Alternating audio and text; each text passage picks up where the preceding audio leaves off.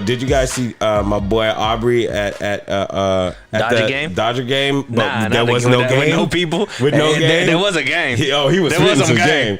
Yeah. So my question here is one that's slightly off. So the kind lady who's gorgeous, is her child plays at. He's a number one recruit. He's a number one recruit at Sierra Canyon. Yeah, same school that Lil Bronny plays at. But this kid is the true star. Yeah. Okay. How do the kids react to that your mom is dating Drake? Is that cool or is that not cool? I don't know. I'm trying to find out. Because you know Drake, like, he done been through them all. Yeah. So is that like, that's dope? Or is that... Well, think about like your favorite celebrity, and if that person was dating your mom, how would you feel? I mean, but that's why I think it's different because it's like, who's my mom? So like, is this? I don't understand the question. So like, if it's my mom, that's not in the industry, anything like that, Right. like you know what I mean? Yeah. It's gonna be weird. But maybe she's the type. She's like dating guys like that all the time. Oh yeah, She what does dated she a do? basketball player. Yeah, that's what I'm saying. So it might be different for her. Maybe, I mean, I'm sure maybe her baby daddy that, you know, birthed this dude obviously had to have some kind of physical ability for his son to be as athletic as he is, you know? Well, so the story has it that the basketball player that this young woman was dating before is the one who taught this young guy how to play basketball. Gave him all the skills, chef curried him, and did everything that they got to do to get him to be who he is now.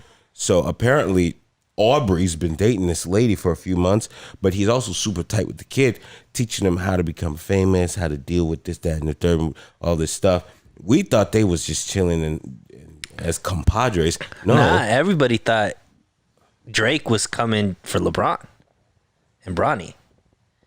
Yes, exactly. Everybody who thought that Drake was at the game because LeBron was there and to watch Bronny. Then all of a sudden, helicopter goes over Dodger Stadium and they're like, wait a minute. Question for you guys: planned or not planned? Planned. Planned. Everything Drake does is planned. His team won't let him do anything. Did you see the video, Chris? No. Something inside of me says that it's too coincidental for it to not be planned. What has Aubrey ever done that's not planned? There's only been one thing in life. And that was his kid. No. Oh yeah, maybe that wasn't planned, but it was Pusha T's did like back and forth with Pusha T that got to a certain point, and what happened? He couldn't handle the smoke. And then what happened? He had to back out. The team pulled the plug. Jay Prince came out, started making his rounds, calling Pusha T all kinds of pigs in the mud and all this kind of stuff. You know what I mean? See, that's what I'm trying to tell you. Like, the person who needs a defendant looks like a punk. Yeah. But does anybody not think that Drake ain't a punk? Come on, man. Drake ain't no punk. Is this a video here? Him at a giant dinner table? Yes, at Dodger Stadium. At an empty Dodger Stadium with a beautiful woman. And at the same, so the funny thing is, so I mentioned this before, like he was texting Nicki on her live because she was announcing the whole lot of money remix, right? And Nicki goes, "Yeah, he texted me telling me be a cute. Get back to your little big booty thing." And as we're watching it, we're just like, okay, but oh, wait a second, he was with the big booty thing. But don't you think at this point Drake probably lays it all on the line, tells them what it is, and they're just like, okay. Oh, there's no way you're a human being going out on a date with Drake and thinking like, oh, it's just me. Right. The guy has 2 mansions in 2 countries. Right. And he calls himself certified lover boy. It's just album promotion. You can't be certified lover boy with only one person to love. No, you can't do that. You can't. You ain't certified at that point. So it takes a lot of hours to be able to be certified in anything. Well, you have a point. Here's another reason why I think that it is planned. Because, damn it, I lost it. I definitely think it is planned, but he did a real good job of making it feel like it's not. That's not Basil. No. That's grandma. Basil got some color to it. No. That's Granny. Granny's So like do you think it was? But what's the angle? Oh, here's why I think it's planned. So when I first saw it, I think I saw it on like Grand Wizard's Instagram page. And I was just like, oh, okay, that's very Drake-ish. Like a very Drake thing to do. I'm going to shut down the Dodger Stadium. I'm in LA for like 2 weeks. I'm going to shut it down. I'm going to take a girl out for dinner. I was like, oh, okay, that's a Drake thing to do. But then it was the news of the day. It was on everything. And I was like, this is not big enough news for it to be everywhere the way that it was. So then I was like, oh, this is 100% some form of promotion, or maybe he just needs his name hot for a second, some form of promotion. But the one thing that is like, is the fact that it's this kid's mom. Like, I'd understand if it was just like an Instagram girl, you know. Right. But this kid's mom, who the kid is huge. Right. The kid is the actual star. His mom is gorgeous and beautiful and everything like that, but it's like, that's one that you keep quiet. You see what I'm saying? She's not like she's not in the industry. She's not just like a girl that you just. So what do you think the angle is? Around. So now, that's why I'm confused. I'm like, this is very promotional, but this is also not. And his body language when the helicopter caught him was just like, oh shoot. Well, maybe. Well, first of all, I don't think that there was a way of keeping that a secret. You don't do. But you don't flex that way. No, you can't rent out Dodger Stadium without people finding out, bro. On a helicopter? Well, the helicopter probably was after somebody found out, told the news or whatever, and then they were like, "Let's fly this helicopter over and see it." You don't. Wait. You think sounds very private to me though, because I'm not gonna know what's happening. If it was private, they would be up in a place where you can't be seen. He's sitting in the middle of the stadium. Is it the middle of the stadium? It's not. It's like it's on the ground though. But the thing in the dugout. How you gonna sit in Dodger Stadium, all the lights on? We all know full well there's no game. You think we're gonna be like, oh, that's crazy. They just keep the lights on. But what I'm saying, well, you never know. Like, I think the neighbors would probably have seen the lights on at some point in time, but there's no game happening. Right. They could have been doing whatever in there. No, but so I think the average person would have just been like, oh, okay. I don't think so, right? Man. I think that I would have never been like, the Dodger Aubrey's schedule is pretty public. Plus, it's like you can't shut down the Staples Center without somebody knowing the Staples Center shut down for something. I would never know. You wouldn't, but I'm sure like somebody would. Think about where Dodger Stadium is, though. There's a lot of all it would traffic, take. air traffic. Where is that Dodger Stadium? Downtown.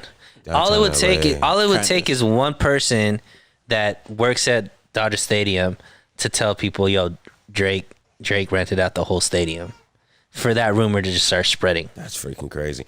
By the way, I found out that he made a sizable donation to the team, and they gave him the ability to do that. Yeah, exactly. So it wasn't like a rent out, but it also made me wonder, like, why are you giving a donation just a flex. to the team? It really is. But for this lady, but maybe she's in on it. I think just in general. Maybe it's a promotion for both sides. It could be because everybody's talking about the kid now. Yeah. And the kid is a number one prospect. Get his numbers up on Instagram and YouTube and all that stuff. Especially by now, the time think he about gets a sneaker deal. Oh, wait, now he's going to go to college and he can get paid. Right. Oh, damn, Drake is smart.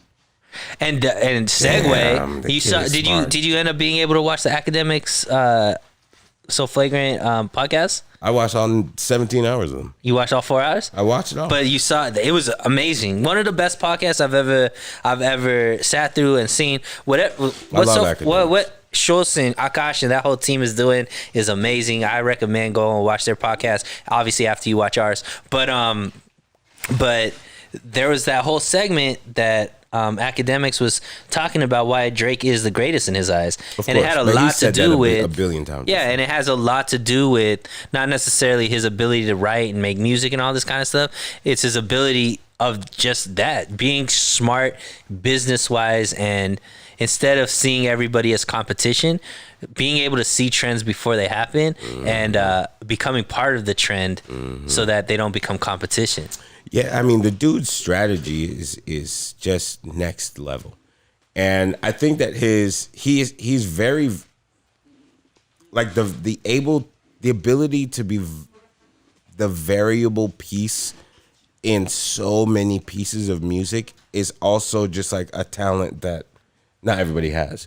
You know, like, Jay-Z is a great rapper and he makes really good music. But could Jay-Z go do a song with Wizkid and then on the next day go do a song with Heady One and then go do a song with Dave and then sing with The Weeknd? It's like a perfect storm. He might be able to, but I don't think Jay-Z thinks that way. Right, exactly. And what I mean by that is, I think that one of the things, like, that, at least from what Academics was saying, it's kind of like, you know how you just said that the person that needs to be defended looks kind of like soft? Mm-hmm.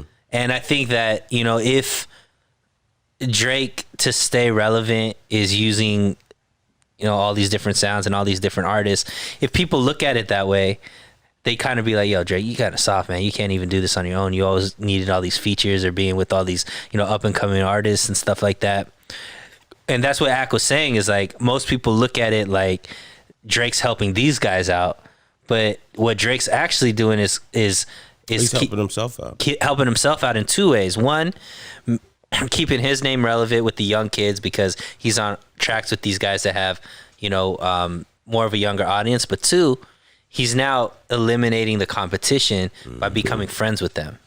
Now, the funny thing about that, I mean, I think that Drake has more musical variety in his arsenal than Jay-Z does, because Jay-Z has the ability to rap better than Drake, but Drake has the ability to make more.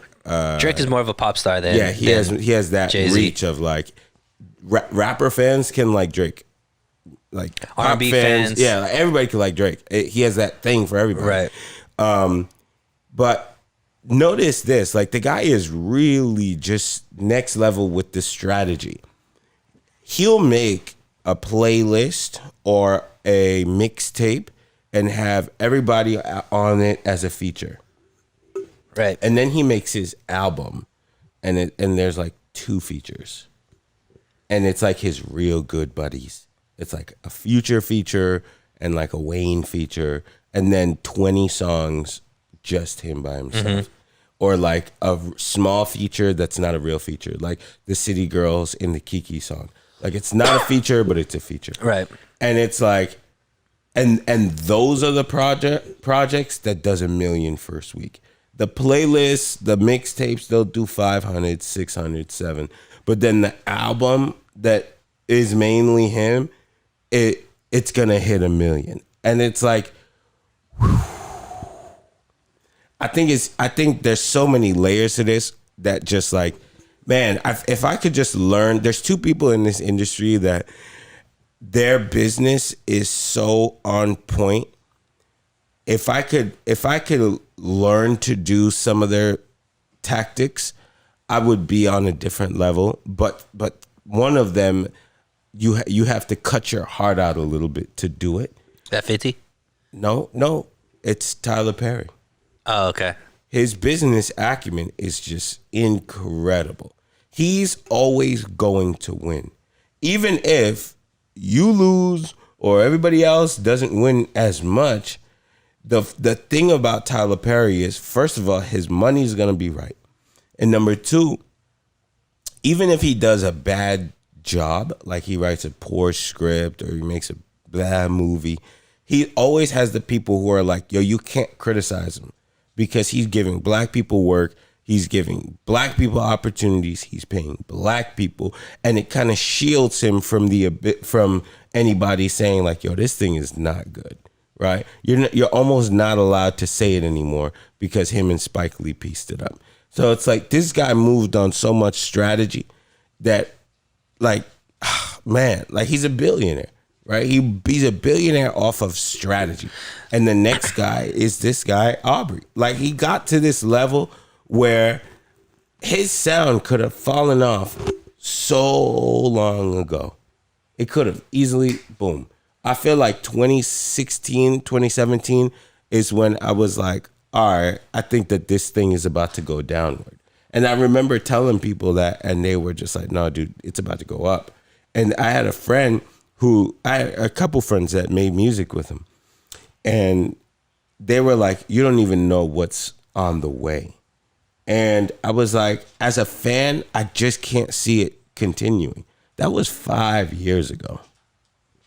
Yeah, and I think it's because... That's crazy. I think it's because Drake has a lot of humility in industry that braggadocious. Doesn't have a lot of humility, right? So I think Drake obviously raps braggadocious on his records and stuff like that. Right. But internally, I think he understands to be humble, because if you look at some of these other guys that may have had similar talent to Drake, they get caught up in the whole beefs. They get caught up in the whole competition. You know, rap is a full contact. You know what I mean? Whereas what Drake does is he takes these people under his wing before they become superstars, and then, you know, creates that friendship. And now you can't go at your friend. Never. You can't go at the dude who gave you your first #1 hit. And you know what? And that he has a lot of power. He understands his leverage. He has a lot of power. Which is the same thing that Tyler Perry does. He understands his leverage and uses it smartly. So in a thing where he could have been, F you, Spike Lee, I'm so much bigger than you, and all this kind of stuff, he understood, hey, why don't I just name one of these buildings after Spike Lee, piece this up, and then I have no problems now. I'm going to use this guy as an ally. It makes me look so much better. And the people who hated me because they agreed with Spike Lee, now Spike is saying everything is cool. Guess what? Y'all gonna be watching my movie. Exactly. It's a different, like, these guys think, what is the name of that book? Or, you know, 50 Law. Yeah. Or Sun Tzu's Art of War. Whichever one. 48 Laws of Power. 48 Laws of Power. These guys think on that level. Yeah. To stay who they are. I'll never forget, I went to the Drake concert with Redman. And this is when Scorpion came out, which is my least favorite Drake album. I just think it's not good. And somehow I knew every word in that concert. I was swinging my hips like a chick. But Block Boy JB came out and he performed this song. The guy gave everything he had on that stage. And I remember this one moment where Drake came up to him, and it was like a dad with his kid. And he put his arm around him, gave him a couple pats. He was like, good job, buddy. Sent him back down the stairs. And then the music changed, the lights changed, and he gained control of the show again. Right. And I was just like, damn, that was just like a guy, like a dad, right, who was just like, here's your spot, here's your shot, bud. Do what you can. Hopefully it lands. If not, you can't say I didn't give you the opportunity.